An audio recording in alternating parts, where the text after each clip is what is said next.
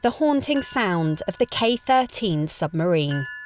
Royal Navy personnel, the Submariners Association and family members gather to remember what happened to her in the Gairloch a century ago.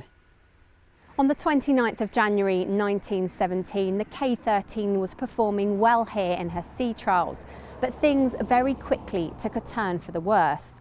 The submarine refused to level out at a depth of 20 feet, and very quickly she plunged to the bottom.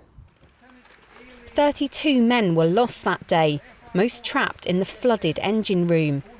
They were submariners, but also civilians, including workers from a Govan shipyard.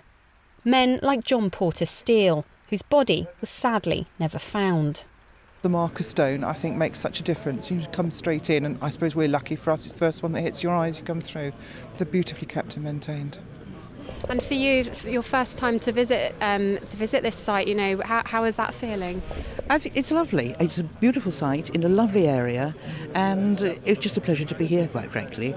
A certain amount of regret that such a dreadful accident actually happened, but beautifully remembered, and this cemetery is just a delight, frankly.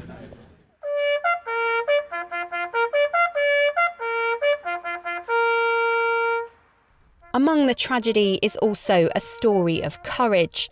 48 men did survive on that cold winter's day, thanks to the bravery of the ship's captain, Lieutenant Commander Godfrey Herbert, and the captain of fellow submarine, the K14. The commanding officer and Francis Goodhart climbed into the tower and closed the lower hatch. Commander Francis Goodhart was killed in the daring escape attempt, while Lieutenant Commander Herbert made it to the surface to help direct the rescue. It was a selfless act, wasn't it? I mean, they must have known their chances of survival weren't great, and it was in February.